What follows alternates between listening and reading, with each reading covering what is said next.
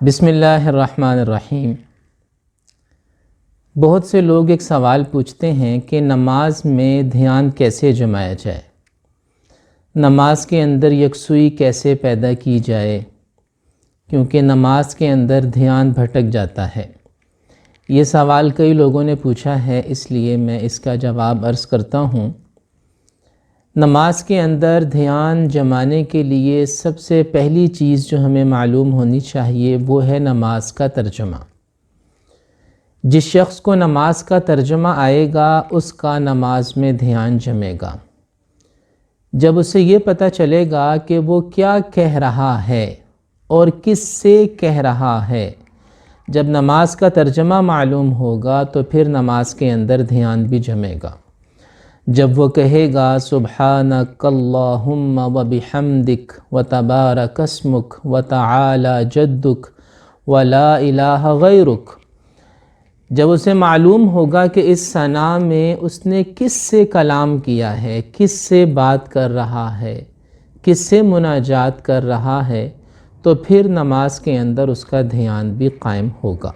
اور دوسری چیز ہے کہ انسان اپنے ایمان اور اپنے یقین میں اضافہ کرے۔ جیسے جیسے ایمان کا درجہ بڑھتا چلا جائے گا ویسے ویسے نماز کی خوبصورتی بھی بڑھتی چلی جائے گی۔ جیسے جیسے ایمان کا درجہ بڑھے گا نماز بھی شاندار ہوگی، نماز بھی جاندار ہوگی۔ اور تیسری چیز یہ ہے کہ ہمیں نماز کے مسائل معلوم ہونے چاہیے، نماز کی شرائط، نماز کے آداب، نماز کا طریقہ کار ہمیں معلوم ہونا چاہیے، کیونکہ بہت سے لوگ ایسے ہیں جن کا نماز میں دھیان اس لیے بھٹک جاتا ہے یا نماز میں انہیں مختلف وساوس یا خیالات اس لیے آتے ہیں کیونکہ وہ اپنی ہی نماز کے بارے میں شکوک و شبہات کا شکار ہوتے ہیں۔ اپنی نماز کے بارے میں ان کو یقین نہیں ہوتا کہ ہماری نماز قبول ہو رہی ہے یا نہیں ہو رہی، تو اپنی ہی نماز پہ شک، اپنی ہی نماز پہ شبہات، یہ بھی نماز میں دھیان بھٹکنے اور یکسوئی حاصل نہ ہونے کی ایک بڑی وجہ ہے۔ اور آخر میں سب سے اہم بات نماز میں دھیان جمانے کے لیے، نماز میں یکسوئی حاصل کرنے کے لیے وہ یہ ہے کہ نماز، اچھی نماز، خوبصورت نماز، خشوع و خضوع والی نماز، ایسی نماز جس میں دھیان نہ بھٹکے، یہ نماز ایک فن ہے، یہ نماز بھی ایک ہنر ہے، یہ نماز ایک مہارت ہے، یہ نماز ایک آرٹ ہے۔ دنیا میں جو بھی ماہرین فنون ہیں، اصحاب ہنر ہیں، یا جب ہم کوئی مہارت حاصل کرتے ہیں، کوئی صلاحیت حاصل کرتے ہیں تو کیسے حاصل کرتے ہیں؟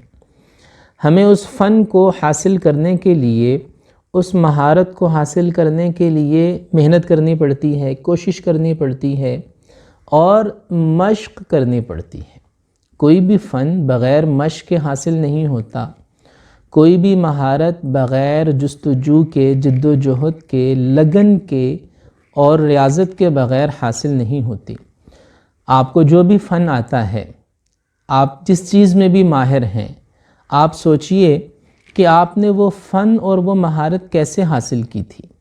اس فن اور اس مہارت کو حاصل کرنے کے لیے آپ نے کتنی محنت کی ہے۔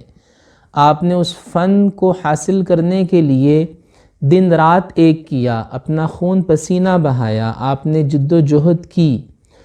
تو جیسے دوسرے فنون اور مہارتوں کو حاصل کرنے کے لیے لگن اور جستجو اور محنت چاہیے، مشق چاہیے، پریکٹس کرنی پڑتی ہے، بالکل اسی طرح نماز میں دھیان کا جمانا یہ بھی ایک فن ہے، ایک مہارت ہے، اس کے لیے بھی مشق کی ضرورت ہے۔ تو یہ چند باتیں تھیں میں نے آپ کے سامنے عرض کیں، اور بھی اس طرح کے بہت سے اصول ہیں جو علماء نے، مشائخ نے، اللہ والوں نے بیان کیے ہیں، لیکن یہ چار چیزیں اگر سامنے رکھی جائیں، ہمیں نماز کا ترجمہ آتا ہو، ہم اپنے ایمان کے درجے کو بڑھائیں، ہم نماز کی شرائط اور نماز کے آداب سے واقف ہوں، اور سب سے بڑھ کر ہم اس چیز کی مشق کریں، ہم اس مہارت، اس ہنر کو حاصل کرنے کی محنت کریں، تو انشاءاللہ اللہ کی توفیق سے نماز میں دھیان جمنے بھی لگے گا اور نماز شاندار بھی ہو جائے گی اور نماز میں مزہ بھی آئے گا۔ اللہ تعالی ہم سب کو عمل کی توفیق عطا فرمائے۔ وآخر دعوانا ان الحمد للہ رب العالمین۔ اللہ حافظ۔